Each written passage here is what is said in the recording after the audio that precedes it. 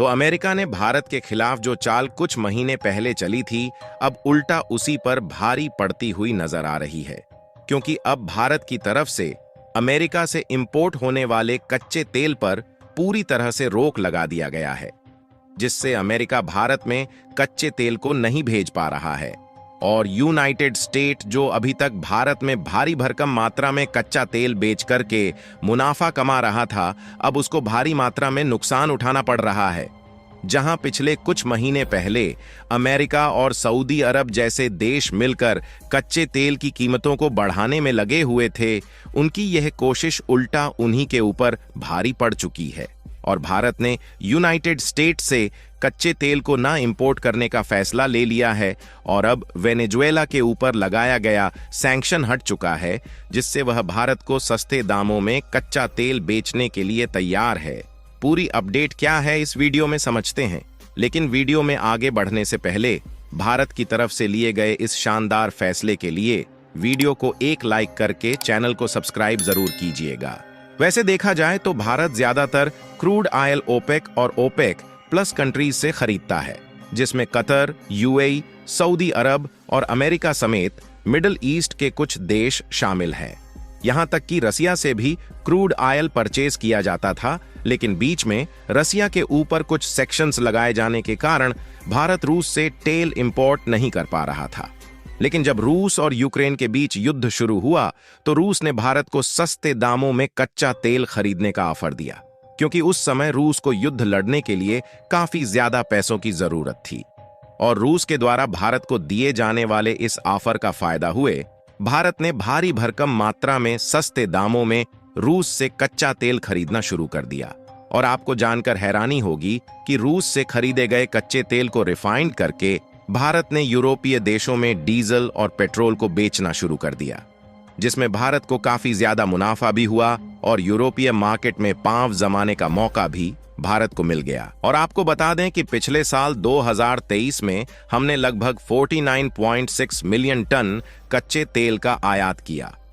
जिसमें सबसे ज्यादा क्रूड ऑयल केवल रूस द्वारा खरीदा गया है और पिछले साल भारत के लिए रूस सबसे बड़ा कच्चा तेल एक्सपोर्टर कंट्री था। और इसी बीच जब भारत रूस से सस्ते दामों में कच्चा तेल इंपोर्ट कर रहा था तो मिडिल ईस्ट के सभी देशों समेत यूनाइटेड स्टेट,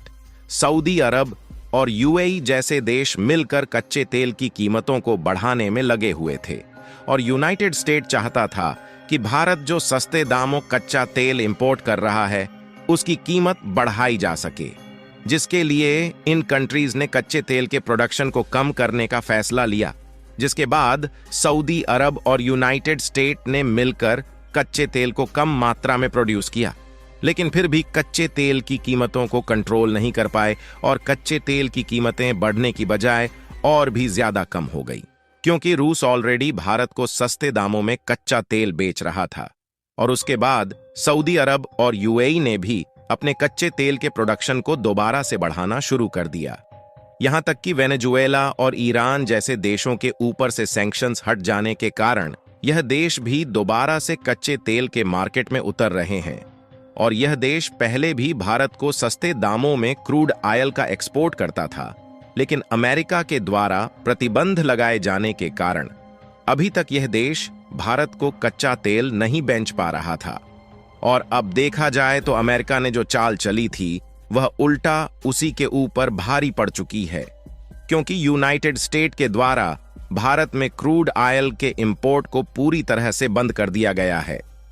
और पिछले कुछ सालों में देखा जाए तो अमेरिका भारत में कच्चे तेल की आपूर्तिकर्ताओं में से 5वां सबसे बड़ा कंट्री था,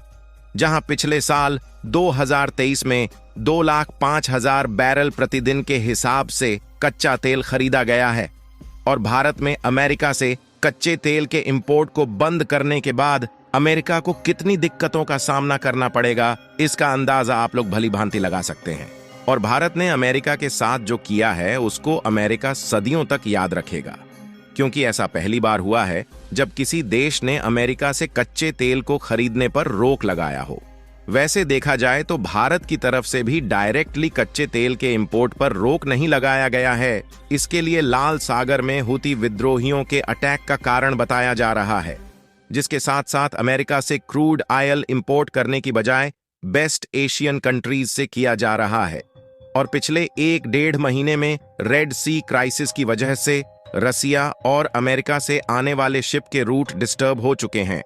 जिसके कारण वैसे भी अमेरिका और रसिया से भारत में कच्चे तेल का इंपोर्ट बहुत ही कम हो गया है। लेकिन भारत के लिए अच्छी बात यह है कि भारत में इन देशों से ज्यादा सस्ते दामों में कच्चे तेल का इंपोर्ट इराक, यूएई और सऊदी अरब जैसे देशों से किया है। और पिछले महीने जनवरी में हमने सबसे ज्यादा इराक से कच्चे तेल को खरीदा है। अगर इराक की बात की जाए तो यह एक मुस्लिम देश है जो कि पाकिस्तान और भारत दोनों का काफी अच्छा दोस्त है। लेकिन जब बात भारत और पाकिस्तान के बीच हो तो इराक ने पहले भी भारत की बढ़ चढ़ करके मदद की है। और इराक की इकोनॉमी चीन से भी ज्यादा मजबूत है, यानी कि इराक का भारत के साथ हाथ मिलाना भारत के लिए काफी ज्यादा मददगार साबित हो सकता है। जहां भारत और इराक के बीच के ट्रेड रिलेशंस पहले से भी काफी अच्छे रहे हैं, जिसमें पिछले साल 2023 में इराक और भारत के बीच लगभग $37 बिलियन का बायलैटरल ट्रेड किया गया है। जबकि इस साल यानी कि 2024 में जिस तेजी के साथ भारत और ईरान के बीच ट्रेड होना शुरू हुआ है, उससे इस साल यह कई गुना ज्यादा बढ़ने वाला है। और कमाल की बात यह है कि भारत में जो क्रूड ऑयल ईरान से खरीदा जा रहा है, उसकी कीमत रूस से खरीदे जाने वाले कच्चे तेल से कम है, जिससे भारत में और भी ज्यादा सस्ते दामों में कच्चा तेल इंपोर्ट करके यूरोप जैसे देशों में डीजल और पेट्रोल का एक्सपोर्ट किया जा सकेगा। और देखा जाए तो रूस ने डीजल और पेट्रोल को बेचने पर सेक्शंस लगा दिया है, जिससे यूरोपीय मार्केट में इंडियन कंपनी से एक्सपोर्ट होने वाले डीजल और पेट्रोल की डिमांड बढ़ चुकी है। इसके अलावा अगर ध्यान दिया जाए तो वेनेजुएला और ईरान के ऊपर से भी अमेरिका द्वारा लगाए गए सैंक्शंस कुछ महीने पहले हटा लिए गए थे, जिससे वेनेजुएला और ईरान भी भारत को सस्ते दामों में कच्चा तेल खरीदने का ऑफर दे चुके हैं। यानी कि कुल मिलाकर अभी तक अमेरिका जैसे देश वेनेजुएला और ईरान के मार्केट में न होने का फायदा उठाकर जो महंगे दामों में कच्चा तेल बेचते थे, अब उनकी चालबाजी पूरी तरह से बंद हो चुकी है।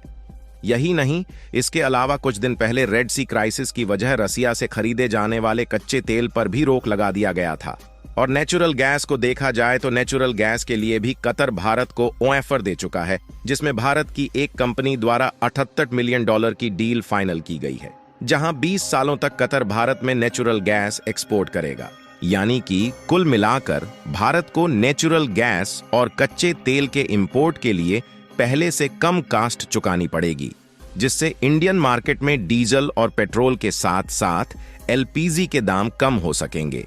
बाकी आप लोगों का इसके बारे में क्या सोचना है, अपनी राय कमेंट में जरूर बताएं। और भारत के द्वारा लिए गए इस शानदार फैसले के लिए वीडियो को एक लाइक करके अपने दोस्तों तक शेयर जरूर करें, ताकि उन्हें भी जानकारी मिल सके।